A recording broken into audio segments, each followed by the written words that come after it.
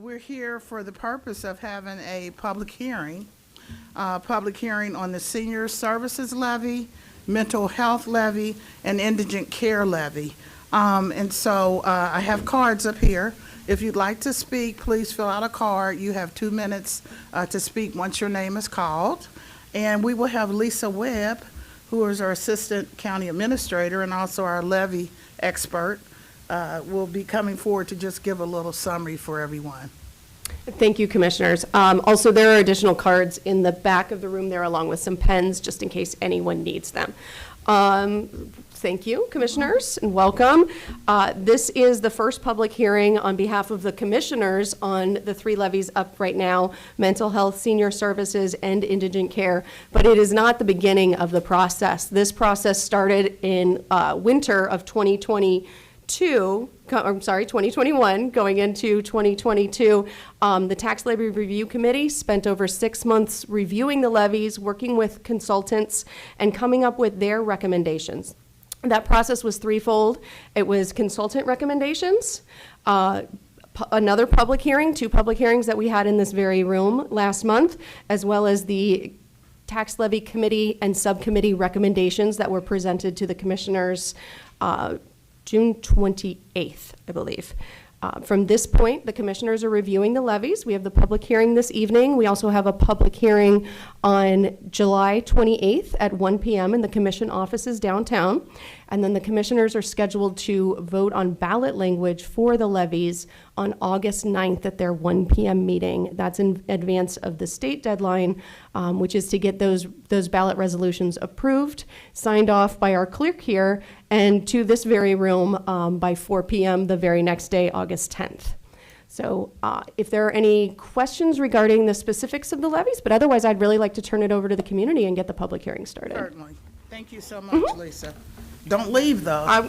Okay. I have the keys I have to lock up at the end of the night. No one will be here when I leave. Very good. And I'll, Can I just say something? sure,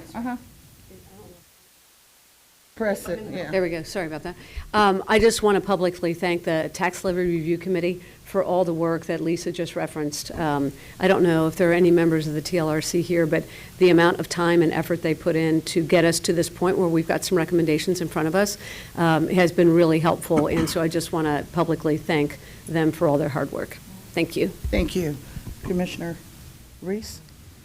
Yeah, I just want to add, in addition to that, I want to thank all of you for coming out this evening and looking forward to hearing your thoughts as we hear what you have to say and make the consideration as we make our final decision. So thank you so much for being here. Thank you both. And I'd like to say if there are several people from, I don't know, Talbot House, and if you would like to designate 1 or 2 people to speak, that's fine. But the fact that you came out, everybody has a voice. So if you don't want to do that, that's also fine. So we'll start. Senator Cecil Thomas, he's here talking about the senior services levy. Welcome, sir. Thank you. Mm-hmm. Thank you, Madam Chair, President, members of the Commission. Thank you for allowing me this opportunity to speak on this very important issue. Like you, I have seen firsthand the value and the impact of Hamilton County Elderly Services Program. I meet with staff from council on a regular basis just to discuss program updates and the needs of older adults in our community. I have also visited with clients and witnessed how the program has enabled them to remain independent in their homes they have lived in for many years. What strikes me most about this program is how simple it is. It is hard to believe that something as simple as not being able to prepare a meal, take a shower, or get to the doctor's appointments could be the difference between independence and moving to a nursing home. But without the Elderly Services Program, these simple needs could lead to very difficult decisions for seniors and their families. When you consider the cost of these services, about $350 per month compared to about $6,000 per month for nursing homes care, it's no wonder voters have supported this important program for 30 years. Hamilton County voters are concerned about our seniors, people who worked hard all their lives to help build and shape the country and communities we call home. Voters know that resources for Hamilton County seniors are far and few between, and they do not want to see their needs get overlooked or go unmet. Council on Aging has taken many steps in recent years to manage the programs effectively and efficiently with the funding available. For example, during the pandemic, when they began hearing from people who never before needed assistance, Council on Aging was instrumental in bringing in federal funding and finding creative homes. I'll wrap it up. Creative homes with this additional funding. Expenses for emergency food, boxes, and personal care. Aging as a program administrator, Council on Aging as a program administrator, and most voters know we're getting a good value for our tax dollar. I respectfully ask the commissioners to consider Council on Aging's request for renewal of the county's existing 1.6 mil tax levy so that we may continue to meet the needs of our county's seniors and their families. Thank you. Thank you so much. State Rep Catherine Ingram, and I forgot to tell everyone there's a 2-minute time limit on that. Thank you so much, Madam President and council members, commissioners. Thank you so much for allowing me to be here today.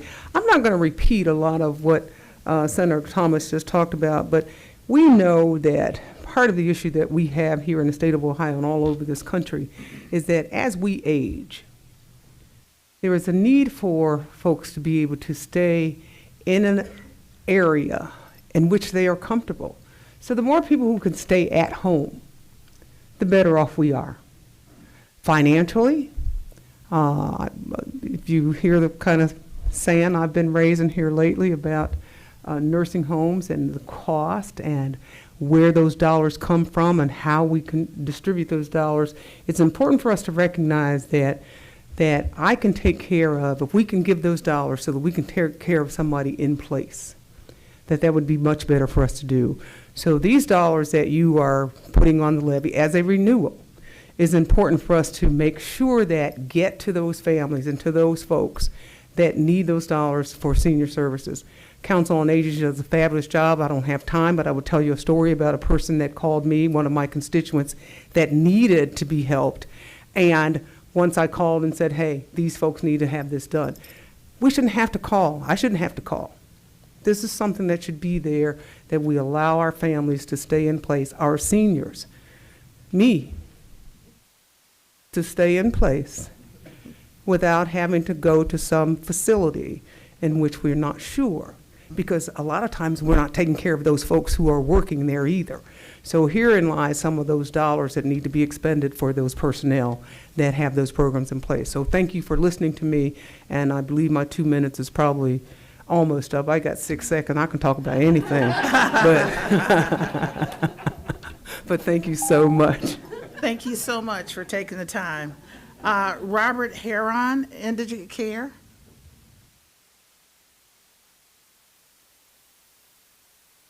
Welcome. Thank you.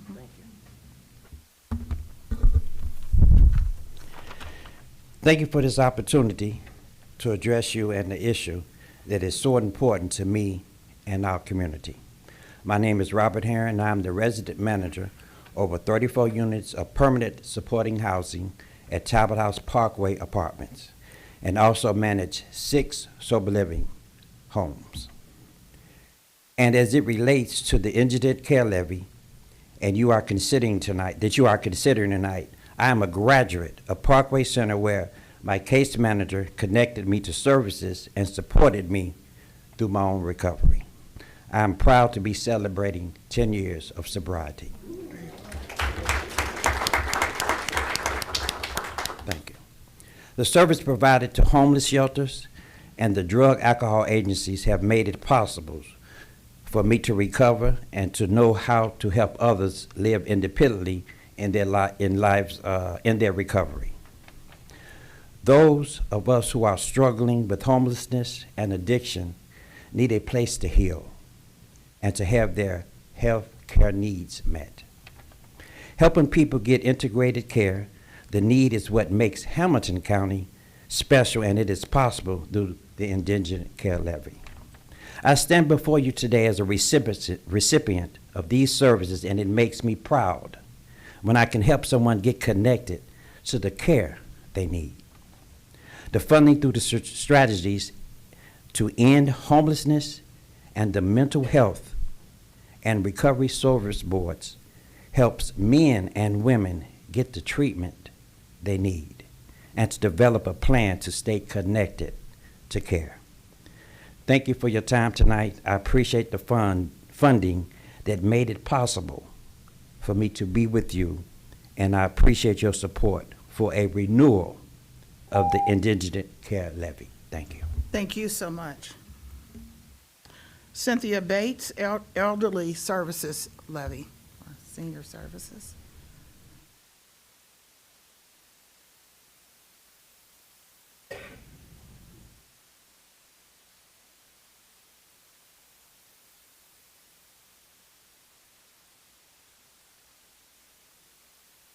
Thank you. It took me about 2 minutes to get here. My name is Cynthia Bates.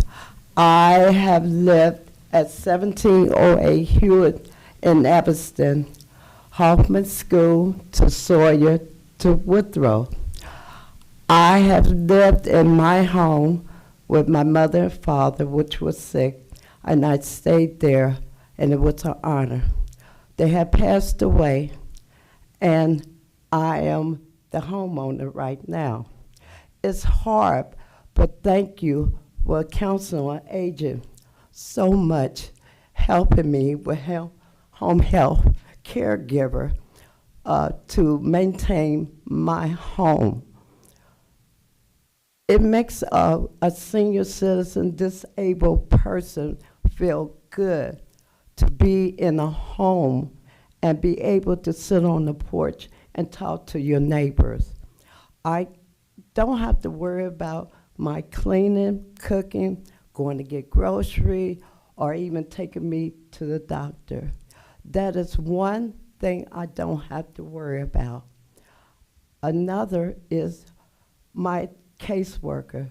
I can call her and ask her things that I need, as such as helping me with gas and electric, water, taxes, and she gives me the resource. That takes the burden off a senior citizen. I'm 65, but just to think that a person is homebound, that they can call their caseworker, and that caseworker would give them the resource or help them. That takes a lot of burden this day and time that we're going through. So I just want to say, as a senior citizen, as having Council on Aging to help a senior citizen as I, or many others, as many others, I thank them so much. Thank you for letting me have this opportunity to address this. Thank you. Thank you for coming this evening. Paul Hafner, Indigent Care. Hello. I'm Paul Hafner. Good evening. I'm president of Lighthouse Youth and Family Services here on behalf of our Shakely Center for Youth. Miss Benita Campbell would be here, but she's on vacation. So I'm speaking on behalf of the Shelter Network, which gets a lot of money from the Indigent Care Levy. Our Shakely Center for Youth, as you know, is the 18 to 24 age group. So we are really the front door for health care for a lot of kids that are coming in from homelessness. So at the Shakely Center, what they can expect, they're walking in with an awful lot of trauma. Mental health is a big part of it, but there's also a lot of physical health needs that our kids have. So we get somewhere in the neighborhood of about $165,000 to $180,000 typically from this levy every year to support our case management, to support the operations of the Shakely Center. When a young person comes and has mental health or physical health issues, what can they expect? We have a nurse on staff at the Shakely Center. We also have the Cincinnati Health Network mobile unit who comes every Tuesday, like 8 to noon-ish. And then we also have medication management, psychiatric treatment services available. So that is what the Shakely Center does for these young people. It's an incredible, we operate at about an $800,000 deficit every year that we fundraise for, literally just for the Shakely Center, not to mention the rest of Lighthouse. But so it's a pleasure to do that, but the dollars that you have allocated to us, and we're asking for a slight increase this year in that shelter allocation, would go a long way to helping us take care of the Hamilton County residents. And we're also going after the friends down at City Hall too. So I'm advocating down there as well. So thank you very much for your help. Thank you so much for your comments. Kevin Finn, homelessness.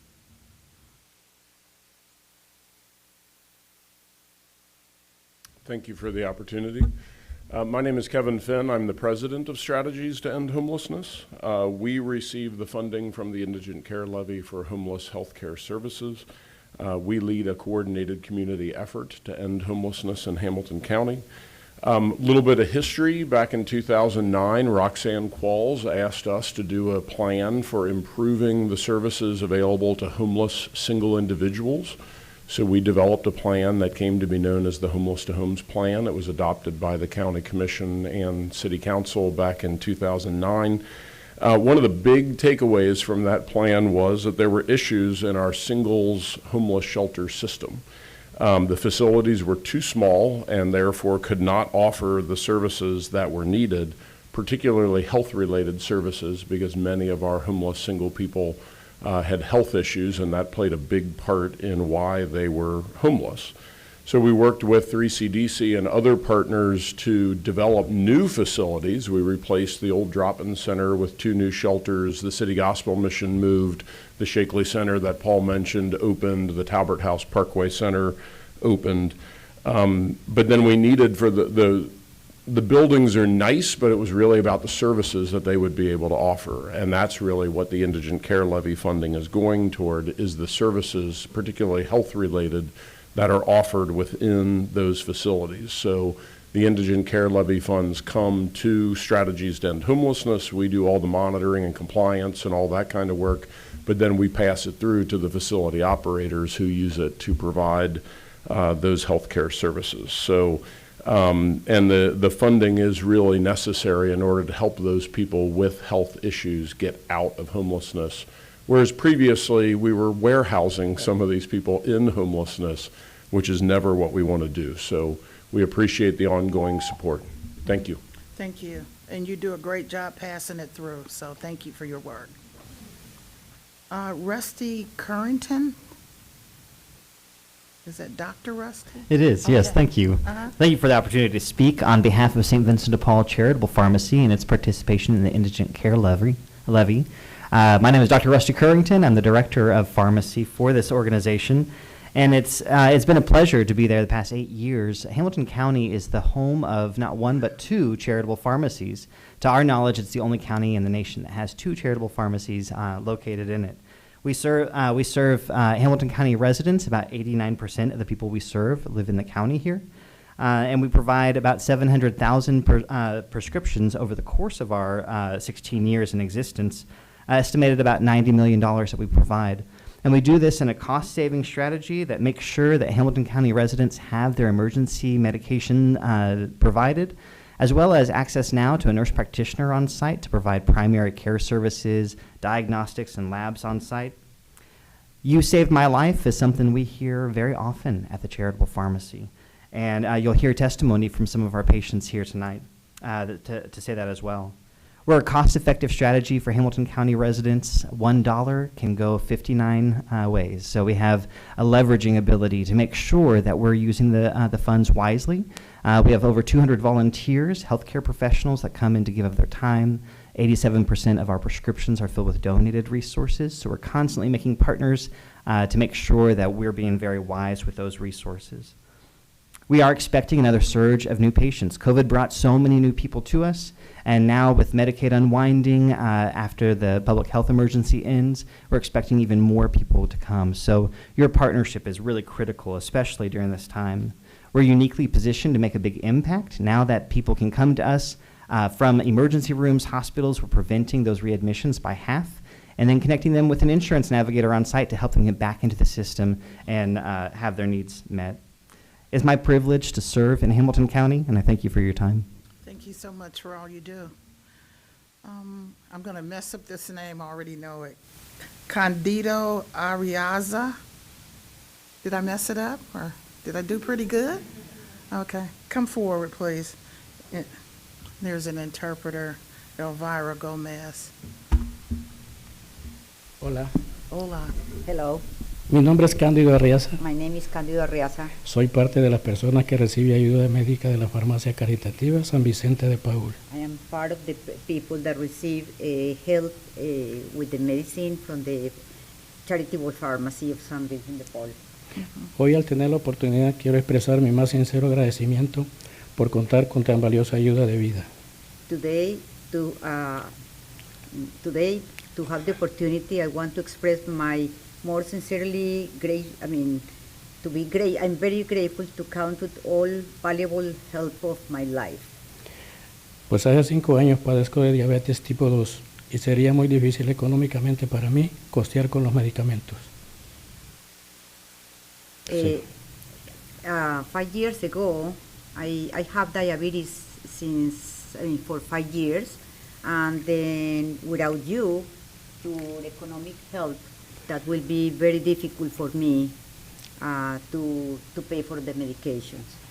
De dicha farmacia contar para poder controlar mi enfermedad. So I received from the pharmacy the medicine to control my illness. Al igual que yo, muchas personas estamos agradecidas de contar con tan importante ayuda. The same way that me and other people, we are very grateful to have with all important help. Gracias, muchas gracias a las personas, instituciones que con sus aportes y donaciones hacen posible este gesto de buena voluntad. Thank you very much to all the persons and institutions that with all the support and donations have possible this gesture of goodwill. Por los que esperamos seguir contando con tan valiosa ayuda. Dios los bendiga. We hope that we continue receiving that help. Thank you. Bless you. Gracias. De nada. Okay, Danielle Biley? Polly, okay.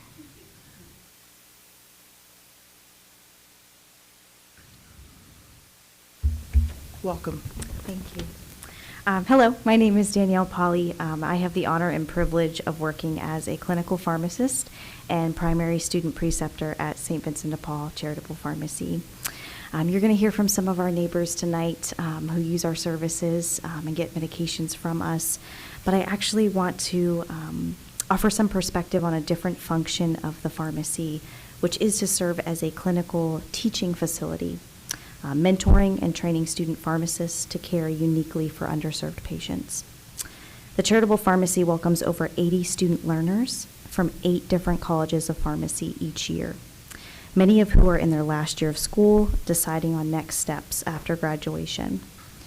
The pharmacy offers both 1-month and 2-month hands-on clinical rotations for these students, as well as an immersive year-long post-graduation residency training specifically focused on the unique challenges of caring for underserved patients. The staff at St. Vincent de Paul dedicate countless hours to mentoring and training students and residents. I am passionate about the commitment to train up the next generation of pharmacists because I was a recipient of this training myself.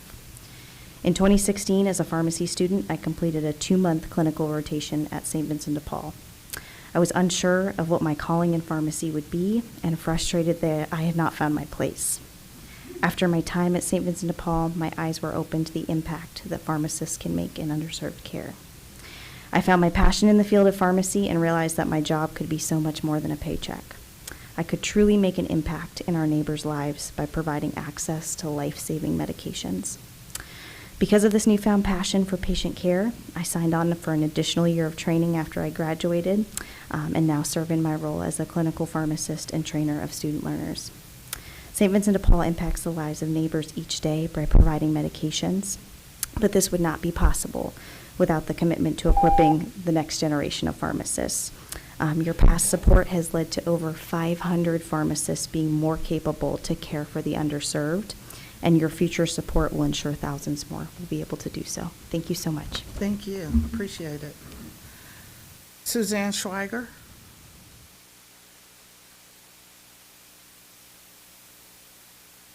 Hi, Thank you, Board of Commissioners. My name is Suzanne Schweiger, and I've been a geriatric care manager for Jewish Family Service for the past 12 years, which I have to plug, the ESP program has benefits all my clients that I work with, but I'm here today to also support St. Vincent de Paul Pharmacy. About 8 years ago, I started getting my clients involved in the pharmacy because they all live on Social Security, and a lot of them can't afford their medications, even though they have a Part D plan. So with the help of the pharmacy, and I personally take them down there and get them certified, meeting their financial needs, and all the interns doing their pharmacy reviews of their medications, I've been able to help at least 12 of my clients, at least 10 of them now who are with us, get about 15 medications, insulins, albuterols, inhalers, everything that, even though they might have a Part D plan, is very expensive. So the Charitable Pharmacy has just been an amazing, outreach support service for my clients. I go down and pick them up for them because they can't drive, and I deliver them. I'm usually coming down there getting all the medications at one time for them, so I just love being able to help my clients. And, the more I can help them, every client I have, if they have the needs for the medications, I get them involved. And all the staff, they've just been wonderful to work with over the past 8 years. So been very happy, and the support from the tax levy is well needed. So thank you. Thank you for all you do. Thanks. Amy Sheenan, Senior Services Levy.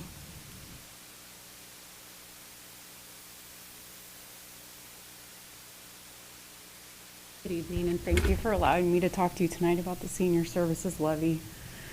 My name is Amy Sheenan. I'm a mom wife, and I'm going to try not to cry. I'm a sister, full-time professional, and daughter to my 77-year-old mother, who's been a resident of Hamilton County for the past 50 years. And she's lived on the same block in St. Bernard for the most of her life. My mom's been independent most of her life, but over the past decade, she's had a few medical issues that were pretty major that required her to have in-home care to get back on her feet.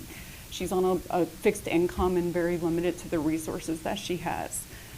Juggling a teenage son, a highly demanding career, and the care of my mom, it was probably one of the most stressful times of my life, and she's been through that a couple times.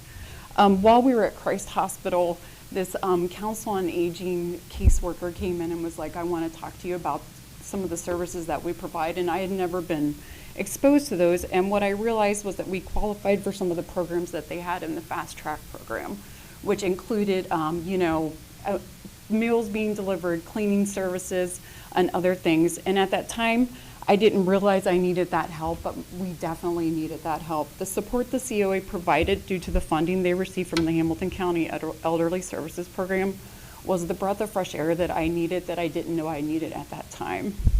It allowed me to keep my mom in her home when she needed care and keep her comfortable and allow her to get back to health. In addition, the COA has been our front door to help with guidance and how to get assistance with utility bills, housing. Her home was sold that she's been renting and trying to find affordable housing for her, and just other information. Whenever we have anything come up, we tend to call them to get direction on where to head. None of this would be possible without the Hamilton County Elderly Services Program, and it's a lifeline that your aging residents and the families that support them need to survive. So thank you for your time. Thank you so much. William Franklin, Charitable Pharmacy.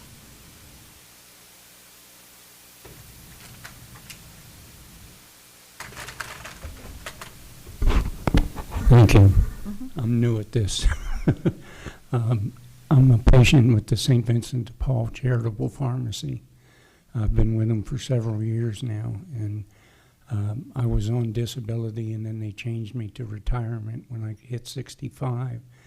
But with the co-pays on a lot of the medications I take, I can't afford to buy them. I've been getting them from St. Vincent de Paul, and if they weren't there, I don't know what I'd do, because I live on a fixed income, and I just can't afford the co-pays. They've been very nice to me over there, very helpful. They've gotten me on some patient assistance programs that I couldn't get on my own to get my insulin. I'll try to think of a thing to say. I don't have a tablet or a book. But yeah, they've been very helpful to me. I don't know what I'd do without them. I take a fair amount of medications every day. And they've been real helpful with all of that. I've gotten to know some of the people over there, and when I walk in, they call me by my first name, and I like that. But yeah, they've definitely been a big help to the community. When my wife was alive, she also got hers from there. And like I said, they've just been a tremendous help. I don't know what we would have done without them.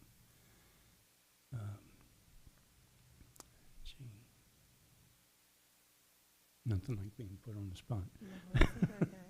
I really don't know what else to say. It's just they've been a tremendous help. Obviously, yeah. Thank you so much. Do you still have 30 seconds or something? You can just stay 12. Up there. Oh, 12? Okay. But, well, my favorite color is blue. But That's thank it. you so much. Thank you very much for letting me speak. Yeah. Well, William, I just want to thank you so much for coming out. You're on your walker, and you came out to make a point and to let people know how important the pharmacy is for you. So I thank you for coming out and taking the time to do that. It was my pleasure. Mm-hmm. Joshua Howard, Senior Services.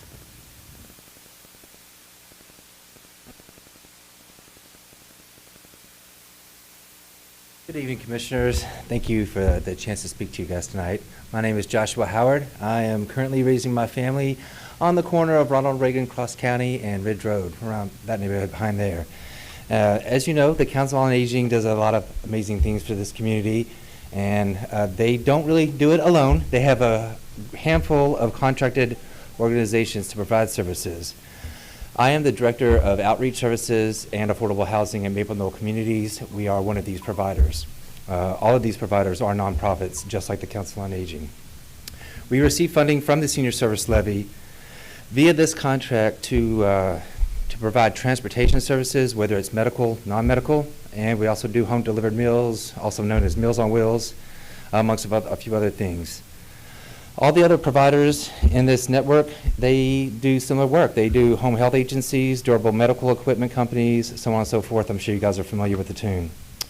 Traditionally, the Council on Aging has these multi-year contracts that we bid on, and they include 1% to 2% increases in inflation usually, and it's not always enough. It's quite often the providers like us have to go back and ask for increases, often double-digit increases. Traditionally, although the services do differ, the home-delivered meal providers have been hit by a trifecta through the increased cost in food, fuel, and staffing cost. I don't mean to stumble over my words so much. I'm usually very good at public speaking, but not tonight. I'll get better. All right. Anyway, one of my friends, these providers, they had a big cost increase that I just want to share with you. They had a 64% increase in the price of sliced turkey, 39% increase in fuel costs, 25% in staff.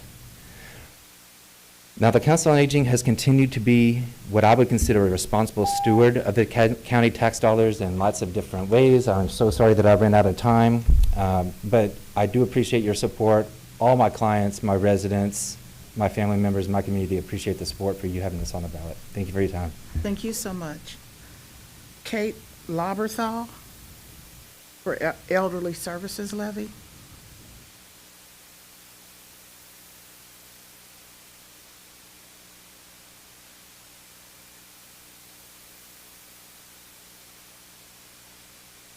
Hi, thank you for letting me speak tonight, Commissioner. Yes. I just wanted to share the experience of my staff in helping older adults in Hamilton County.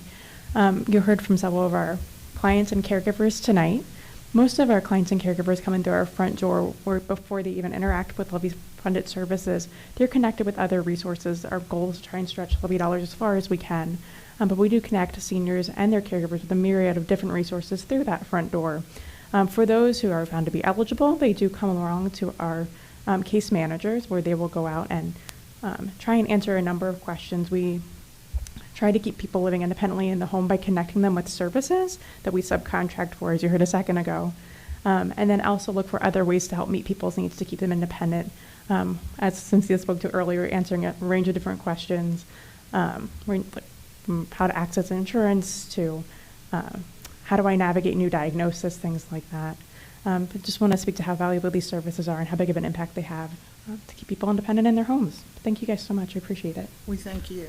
Thanks so much. I don't have any other cards. Is there anyone in the audience who thought, I really should have said something? I'm going to give you the opportunity to do that. Okay, very good.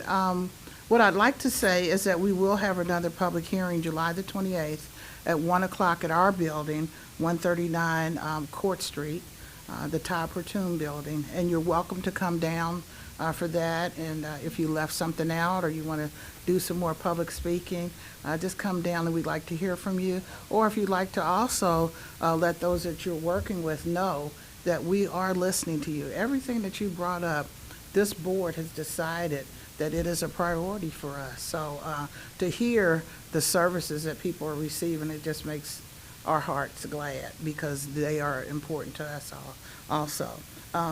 Any final words? I'm used to her being over there. I know. Again, I just want to thank everybody for coming out, but I want to also emphasize the testimonies that we've heard tonight, that I know we're looking at the next levy, but I think it's important before we look at the next levy to say that these past levies, these dollars have really gone to help people. And so the testimonies that we've heard today, not only for us, but for all taxpayers of Hamilton County to hear and, understand, because a lot of times when it's passed, they may not hear back what actually happened. And it's the voters who passed these levies.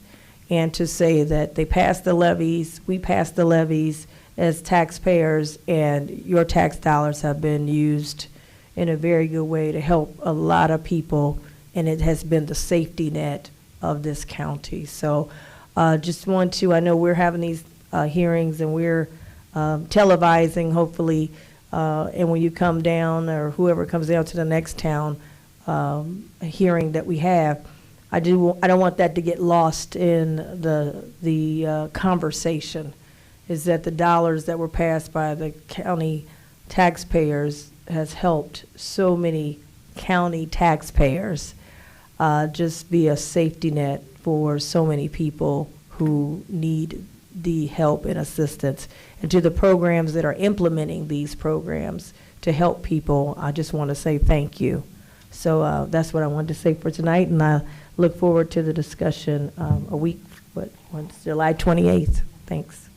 Thank you. Commissioner Driehaus. Yes, thank you. I also want to thank everyone for coming out. It's really, even whether you spoke or not, your attendance is really important to show that you've got interest here in these levies. The indigent care, mental health, and senior levies are so important to the community.